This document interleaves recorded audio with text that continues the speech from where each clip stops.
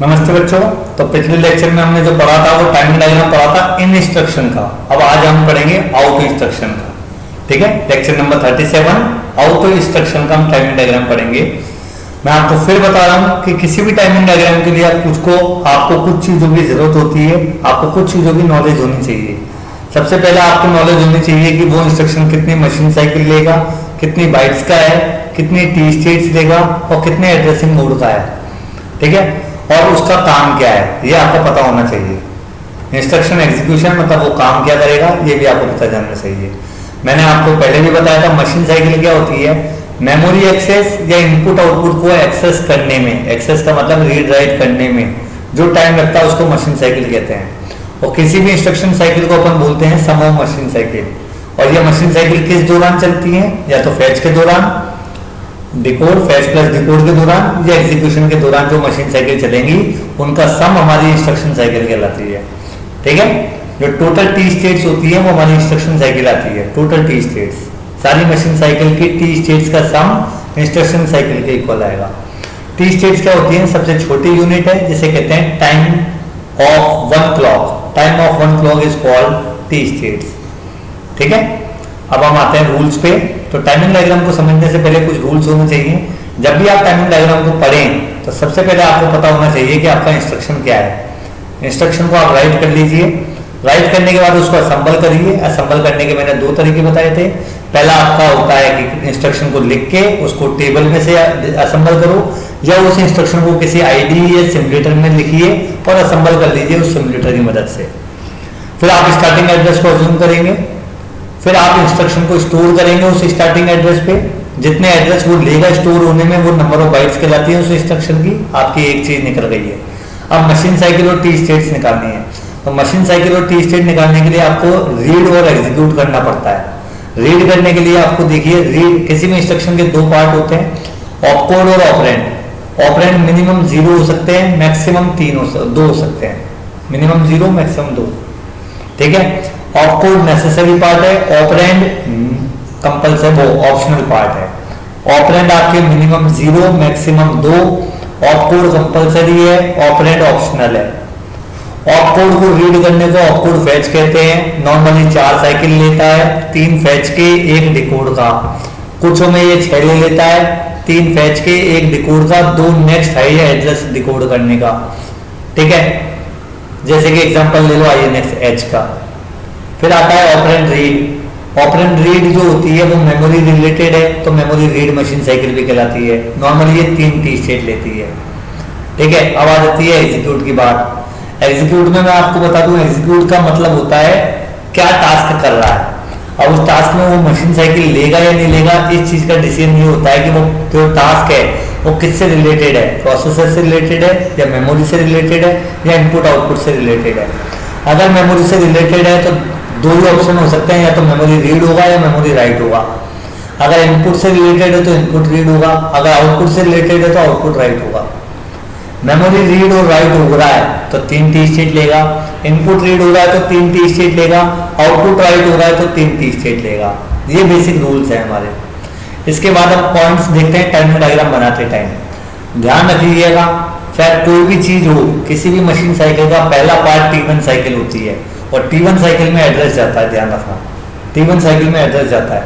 T2 और T3 cycle में read या राइट ऑपरेशन होता है। T2 और T3 साइकिल में। T4 साइकिल में नॉर्मली डिकोड होता है, और T5 और T6 अगर एग्जिस्ट करती हैं तो डिकोड होता है। अगर मेमोरी रिलेटेड है तो IO/M बार लो रहेगा। ठीक है, ऑपकोड के लिए S0 और S1 की वैल्यू, ऑपकोड फैच के लिए S0 और S1 की वैल्यू 1 रहती है। मेमोरी रीड के लिए या इनपुट रीड के लिए S0 S1 की वैल्यू 0 1 रहती है। मेमोरी राइट या आउटपुट राइट के लिए S0 और S1 की वैल्यू 1 0 रहती है। ALE शुरू में हाई रहता है, ड्यूरिंग रीडिंग लो रहता है। ठीक है, ये आपके ऑप्शन है, ऑपरेशन के रूल्स हैं ये। WR- लो रहेगा जब राइट होगा, उस दौरान RD- हाई रहेगा। जब रीड हो रहा होता है तो RD- लो होता है, WR- हाई रहता है। ठीक है, अब आ जाते हैं हम आउट इंस्ट्रक्शन पे। फॉर एग्जांपल आउट 45H है, हमने इसको लिख लिया आउट 45H को। ये लीजिए आप, आउट 45H, ये मैंने इसको असेंबल कर दिया।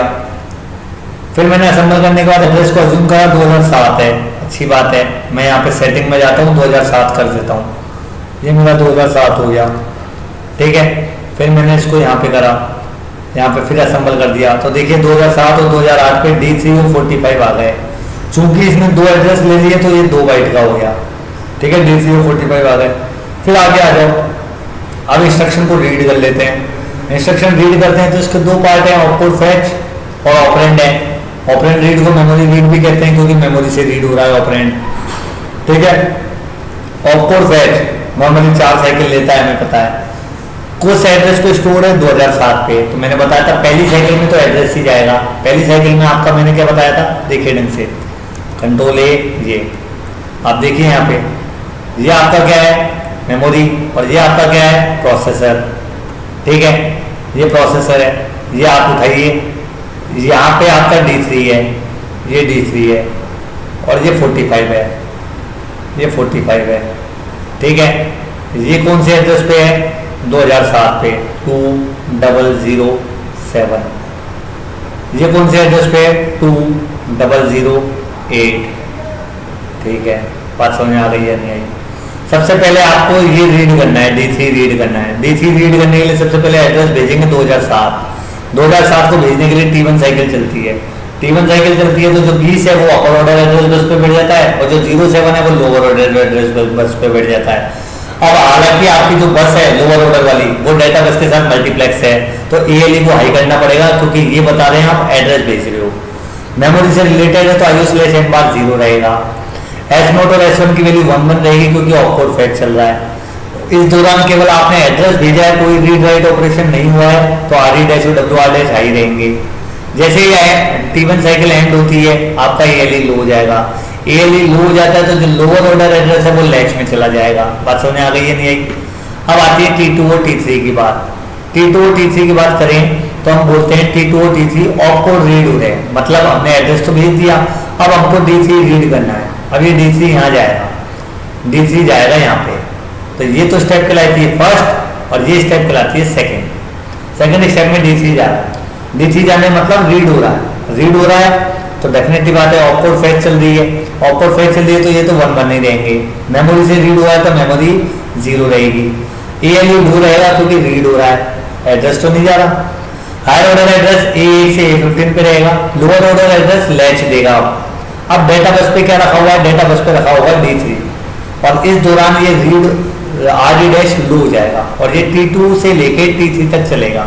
T3 के एंड में RE- वापस हाई हो जाएगा और बस आइडल हो जाएगी, ठीक है। अब आते हैं अपन T4 साइकिल पे। T4 का मतलब है डिकोड। ऑपकोड था तो डिकोड होगा, डिकोड होने में मेमोरी रिलेटेड था ऑपकोड तो 0 रहेगा। ALE आपका 0 रहेगा, बस आपकी आइडल स्टेट में चल जाएगी, और RD- और RWR- आपका हाई रहेगा, कोई रीड राइट नहीं हो रहा है, डिकोडिंग चल रही है। S0 और S1 की वैल्यू 1 रहेगी क्योंकि ऑपकोड डिकोड हो रहा है, ठीक है। आप देख लीजिए यहाँ पे, ये पूरा डायग्राम है आपका ऑपकोड फेच का। अब आ जाते हैं अपन अगले वाले पे, ऑपरेंड रीड। 2008 पे स्टोर है, देखिए डायग्राम में। तो 2008 के लिए सबसे पहले आप 2008 को भेजोगे, इसे कहते हैं 1। फिर 2008 को भेजने के बाद में 45 को रीड करोगे, इसे कहते हैं 2, ठीक है। ये हो गया, ये 2 हो गई। तो सबसे पहले T1 साइकिल देखते हैं। T1 साइकिल में आपका क्या होगा, 2008 पे आपने 2008 को भेजेंगे। 2008 को भेजने के लिए ALE हाई होना चाहिए, IO/M बार 0 होना चाहिए। चूंकि ऑपरेंड रीड हो रहा है तो 0 1 होगा, ठीक है। अब एड्रेस सेंड करने के लिए जो अपर ऑर्डर एड्रेस है 20, वो तो आप हायर ऑर्डर एड्रेस बस पे बिठा दो आप, और जो लोअर ऑर्डर एड्रेस है 08 वो AD0 to AD7 पे बिठा दो। जैसे जैसे T1 साइकिल एंड होने को आएगी ALE लो हो जाएगा, ALE लो हो जाएगा, लोअर ऑर्डर एड्रेस लैच में चला जाएगा। RD- और WR- हाई रहेंगे क्योंकि कोई रीड राइट नहीं हुआ है, केवल एड्रेस गया है। अब आती है T2 और T3 के बाद। T2 और T3 में रीड होगा, तो T2 में और T3 में क्या रीड होगा, 45 रीड होगा। तो इस दौरान कोई एड्रेस तो जा नहीं रहा रीड के दौरान, तो T2 और T3 में रीड हो रहा है, तो अब एड्रेस तो नहीं जा रहा, तो ALE तो लो हो गया। S0 और S1 0 1 रहेंगे क्योंकि ऑपरेंड रीड चल रहा है। मेमोरी रिलेटेड है तो IO/M बार की वैल्यू 0 रहेगी। T2 और T3 के दौरान जो रीड होना था 45 रीड होना था, उसको डेटा बस पे बिठा दो। आर डी डैश को लो कर दो क्योंकि रीड हो रहा है, डब्ल्यू आर डैश को हाई कर दो क्योंकि राइट ऑपरेशन नहीं हो रहा है। ठीक है, जैसे ही T3 एंड होगी आर डी डैश वापिस हाई हो जाएगा, हाई हो जाएगा प्लस आइडल हो जाएगी। ठीक है, ये आपका काम हो गया। अब आ जाइए आप इस पे, ये देख लीजिए आप, पहले T1 साइकिल में एड्रेस भेजा और T2 और T3 में आर डी डैश को 0 करके 45 को रीड कर लिया। अब आती है एग्जीक्यूशन की बात। एग्जीक्यूशन क्या कह रहा है, जो एक्यूमुलेटर में डेटा है उसको आप किसी डिवाइस पे भेज दो, डिवाइस पे भेज दो एक्यूमुलेटर के डेटा को। तो यहाँ पे देखिए आप, अब डिवाइस पे भेज रहे हो तो मतलब आउटपुट राइट, आउटपुट राइट। तो सबसे पहले वो डिवाइस का एड्रेस भेजा जाता है। तो T1 साइकिल में हम एड्रेस भेजेंगे 4500, क्योंकि एड्रेस 8 बिट का था तो 450000 हम अपनी तरफ से लगा रहे हैं, तो 4500 एड्रेस भेजेंगे। IO स्लैश एम बार की वैल्यू 1 होगी, क्यों होगी, क्योंकि आउटपुट राइट कर रहे हो आप, आउटपुट राइट कर रहे हो। 45 पे डेटा जो पड़ा हुआ है वो 08 पड़ा हुआ है। ठीक है, अपर ऑर्डर एड्रेस 45 भेज दिया, 00 लोअर ऑर्डर एड्रेस पे भेज दिया, ALE हाई कर दिया, ALE हाई कर दिया, S0 की वैल्यू 1, S1 की वैल्यू 0, क्यों, राइट ऑपरेशन हो रहा है। RD डैश और WR डैश अभी हाई रहेंगे क्योंकि एड्रेस गया है, कोई भी रीड राइट नहीं हुआ है। T1 साइकिल के एंड होते ही ALE लो हो जाएगा, ALE लो हो गया तो लोअर ऑर्डर एड्रेस लैच में स्टोर हो गया। मतलब ये कोई डिवाइस है, यहाँ पे ये कोई डिवाइस है और प्रोसेसर से डेटा इस डिवाइस पे जा रहा है। तो सबसे पहले तो अपन ने एड्रेस भेजा, फिर डेटा भेजेंगे, फिर डेटा भेजेंगे, ये 1 और ये 2। तो एड्रेस भेजा जाता है T1 में, और 2 में क्या भेजा जाता है, T2 और T3 में भेजा जाता है। T2 और T3 में आपका डेटा भेजा जाएगा डिवाइस पे, राइट ऑपरेशन हो रहा है। ठीक है, बात समझ आ गई है, नहीं आई? चले आगे। अब T2 और T3 की बात करें हम, तो देखिए S0 की वैल्यू 1 रहेगी, S1 की वैल्यू 0 रहेगी क्योंकि राइट हो रहा है। इनपुट आउटपुट की वैल्यू 1 रहेगी, ALE आपका लो रहेगा। ठीक है, अब आप जो WR डैश को लो कर दोगे, RD डैश को हाई कर दोगे, क्यों, क्योंकि राइट हुआ है। तो WR डैश लो हो गया, RD डैश हाई हो गया। जो डाटा लोड करना था, राइट करना था, उसको डाटा बस पे बिठा दिया। ठीक है, ये काम T2 से T3 में होगा। एंड ऑफ द T3 आपका WR डैश वापस हाई हो जाएगा, बस आइडल हो जाएगी। ठीक है, तो ये आपका डायग्राम है, ये आपका डायग्राम है, देख लीजिए आप, WR डैश लो हो गया। ठीक है, थैंक यू।